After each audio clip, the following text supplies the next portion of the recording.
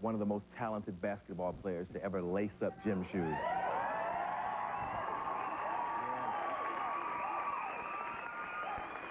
Now, most of you clapped, but a couple of you didn't, so let me show you something.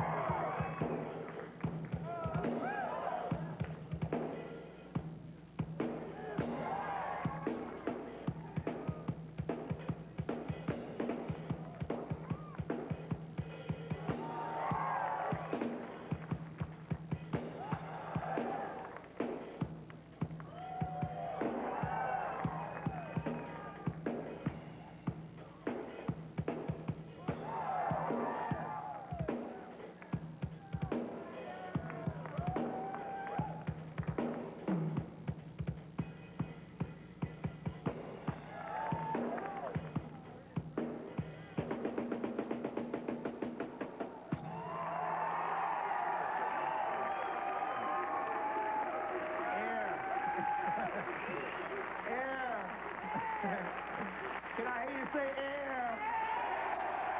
Michael Air Jordan!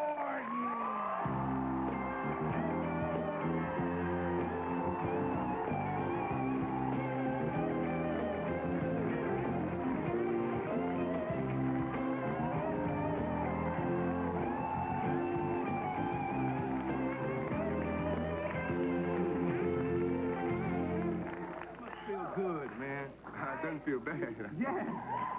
Do you ever sometimes pinch yourself and say, I'm Air Jordan? No, not really. I mean, pardon me, I got a cold, so it sounds a little different. No, I think I have good friends and good relatives that really keep my head, really leveled and, not up in the air, as you want to say. Yeah. Have you ever looked at a tape like that and said, how did I do that? All the time. All Really? the time. I mean, I think the art of creativity is that you're always going to surprise yourself. You never know what's going to happen. It's just going to happen.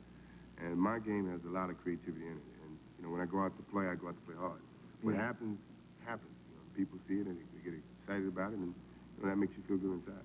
Yeah. Yes. Sometimes when I'm talking to kids, I use you as an example. Sometimes kids will ask me, how do you keep going? What gives you the determination to know you can be the greatest? And I use you as an example because you weren't in high school the guy they thought would be Michael Air Jordan, NBA MVP, No, for one time, my principal advised me to go to an Air Force Academy because he felt that after I finished college, I have a job. So I said, no, I don't want to go that route. So I decided to go to University of North Carolina. A lot of people didn't expect me to do so well, but I guess that was a challenge that I faced. And sometimes you have to face those challenges and see what happens. Wow. And now you're playing at a level that I find unbelievable. Do you think sometimes that the way you play could shorten your career? Because you play so hard, you're the nucleus of the success in Chicago. And I don't mean to embarrass you or put you on the spot so you have to diss your partners. But you have to really play hard. Does that hurt you physically? No, because when I play hard all the time. There's no turn it on here, turn it off here. It's just 110% at all times. So, if I burn out, that means my career's short. I go play golf somewhere. Yeah. But I just never, in my whole life, I've never paced myself. It's all just go out and do your best. And a lot of people worry about me burning out. And I never have the time to worry about it. I just go out and play.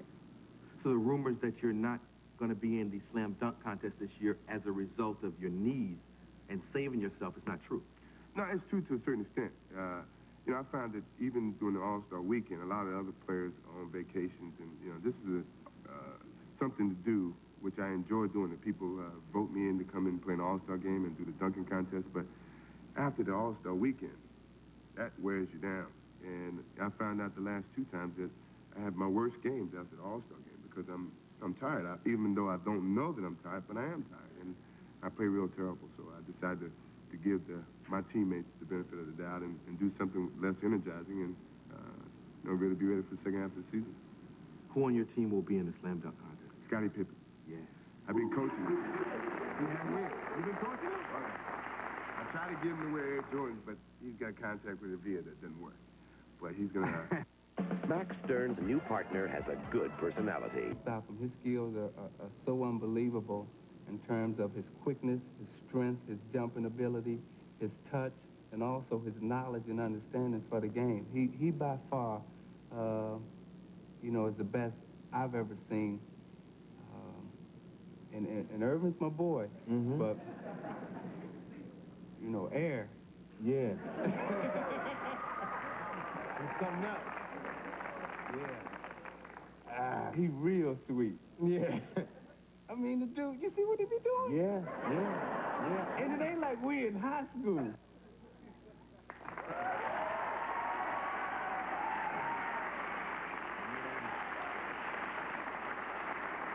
Not only a nice guy, but one of the great ball players in the NBA, saying those wonderful things about you. You know, I think that's something you have to be proud about. If you have the respect of your peers, it goes a long way, far greater than any championship that you may win. Who affects you like you affect him? Magic. Yeah, Magic and I are good friends.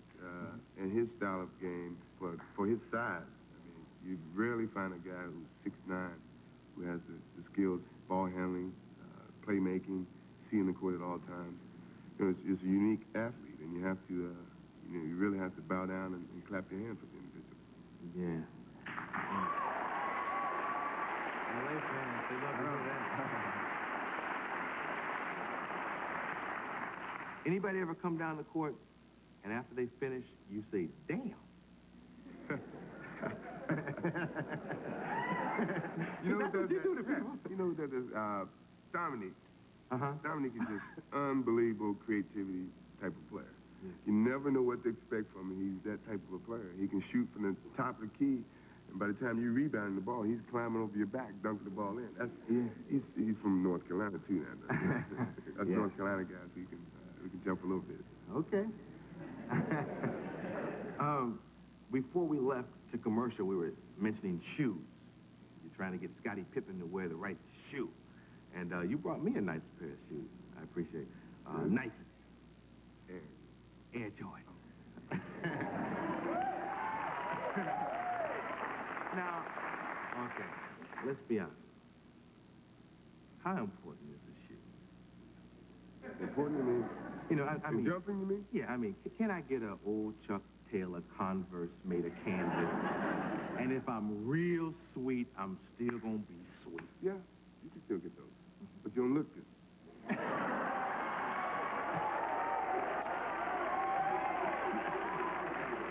know, basketball goes from, you know, you gotta look good, but still play good. Yeah. So your shoe looks good. What you think? I mean, you got them. It was fly. All right. It was fly. They look good. I almost wore it with the suit when they brought it up to me. You look good. Now, but does it also have some type of construction that makes the game... You know, the guys at Nike have really taken their consideration in terms of trying to put some modern technology in the shoe. We don't have the pump, you know, in the Air Jordan shoe, but they do have a pump. But, you know, my style of a shoe is a very lightweight shoe, very sleek-looking, very quick-looking shoe, but yet clean.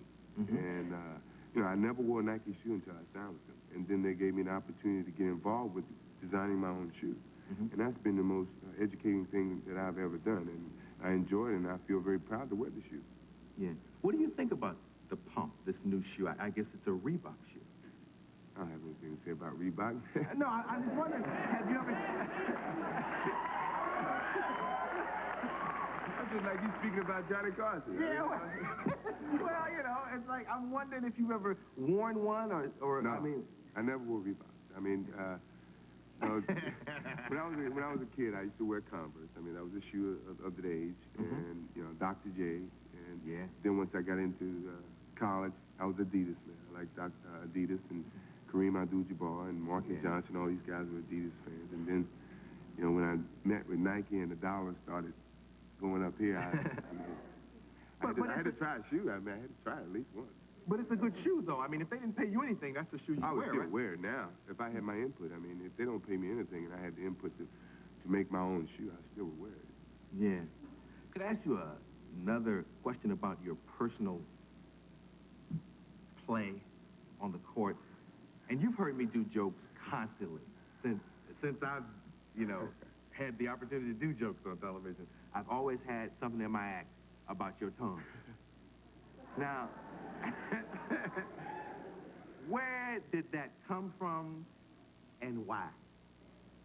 Well, it's been a lot of speculations initially. I mean, but You all know what I'm talking about? When Michael comes down court, when he's really getting ready to get seriously busy, you see this. And I'm wondering what that's all about, and there's some women here wondering what that's all about. Well, it's an unconscious habit that I picked up from my father. Being a little kid and you watch your father work, you know, he used to stick his tongue out, and you know, I took it up and made it a habit of mine. Now I can't stop. I tried to stop.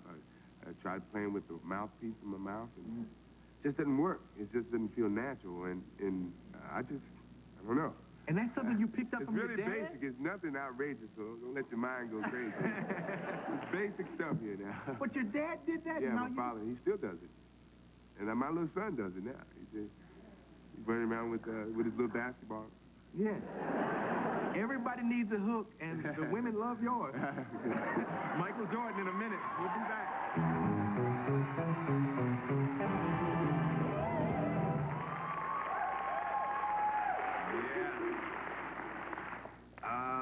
We mentioned golf briefly.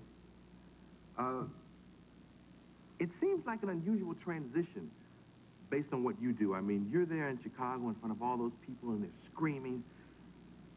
And when you leave that game, you want to go to a quiet game where the announcer has to whisper, Michael's approaching the 18th hole. Let's grab the 9-iron. It's a lot different. It is, but I think, as you said, coming from a situation where you got 18,000 people yelling at you and screaming for you, it's a very familiar atmosphere. So it's easy for you to perform. But then you go and do another profession that is very quiet, just you. Any mistakes, it's just you. You don't have to blame your teammates or anybody, it's just you. And I guess that arouses my competitive juices, just to be out there by myself and control everything. Yeah. And you still want to do that as a pro when you leave basketball? Yeah, I do. A lot of people say I couldn't do it, which is more energy for me to try to do it. You know, it just drives me. When people say I can't do anything, that means I'm gonna certainly try to achieve it even harder. Do you have special clubs because of your height? No. Well, they're half-inch longer, but nothing really. My big hands, I have to have big grips, but other than that, it can be standard clubs. Yeah. I've had the pleasure of being involved with Magic Johnson for this charity we do every year, National Negro College Fund gets the money. You know, you've played in it. Mm-hmm. And I noticed something, and I've noticed it when I sit in the forum on the floor, but I noticed it even more when I was able to coach. You all talk a lot. As a matter of fact, there were times when because I've always been on the other team, you've come past me, and you whispered to me, you said, watch what I do to your boy. This is true. This is a true story.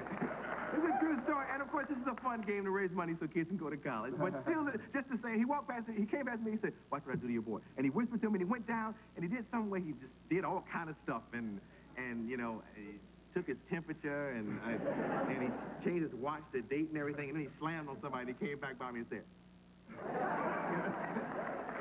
when you really play a game, are you all talking and intimidating each other? No, sometimes, if you know that individual, I mean, it's a very competitive thing. Nothing to try to get a fight started or to take him out of his game. I mean, Ron Harper's one. Ron and I are very good friends, and we compete a lot, and we tend to talk a little bit when we play each other.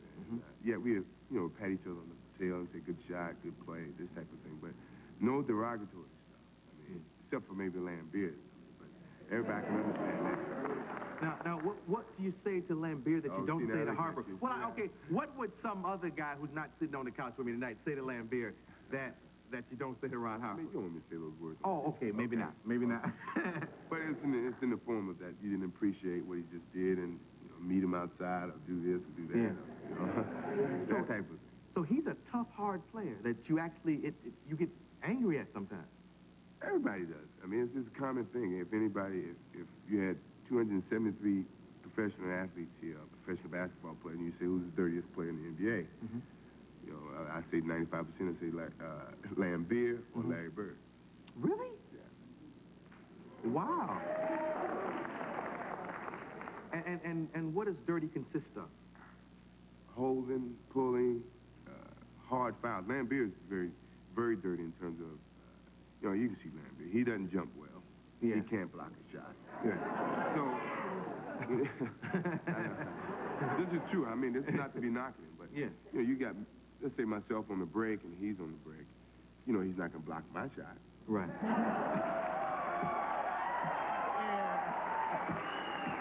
Really? I mean, do you really think he would? No. See? That's what I'm saying. So to see him coming at me with full steam ahead, I mean, it's only to knock me over, knock me off balance. Can't block my shot. I already said that. I got Air Jordans on. He's got to do this. But, I mean, that's the type of thing that he does, and people don't appreciate because we know he can't block shots. But Larry is good with, you know, he can play you kind of slow, and then all of a sudden he'll grab your pants and then get open, get a layup, get a three-point play, that type of thing. That's smart. Yeah. I mean, that's not really cheap, but that's smart. So Larry Bird is a very bright ball player. Yeah, he's bright. He overcomes a lot of the things, a lot of the natural ability things that he doesn't have. He may not be the quickest guy, he may not be able to jump, but he thinks very well. Do you have any rituals that you do? Because somebody told me that you, now I don't know if this is true, but somebody told me you have rituals like you wear your old North Carolina shorts under your Bulls shorts. I wear them all the time. I got them on now. I wear them. Get out of here! And what do they do for you, like in an interview situation? It's just a sense of home, North Carolina, and the university. What it meant to me, actually, it gave me an opportunity to be here, to be a lot of places. It unites me with home and the sake of being and That's remembering great, home. man. I wear them all the time. That's a great concept.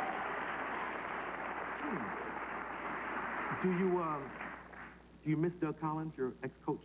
I do, a little bit. I mean, a lot of people try to make it as though I fired Doug, which was totally ludicrous. I didn't have anything to do with it. But we were establishing a good relationship because Doug was a player in the league, and he knew a lot of things that I was going through. And he could prevent or, you know, help me get through those situations. So, you know, now I miss that a little bit because Phil was back earlier. I mean, he was back in those wildflower days, you know, the peace and that type of thing.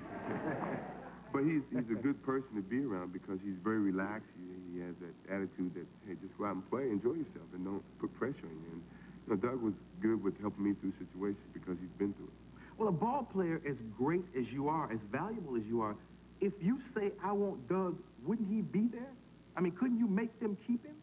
Yeah, but I can go in there and say, I want $5 million. That don't mean they're going to give it to me. Yeah, okay.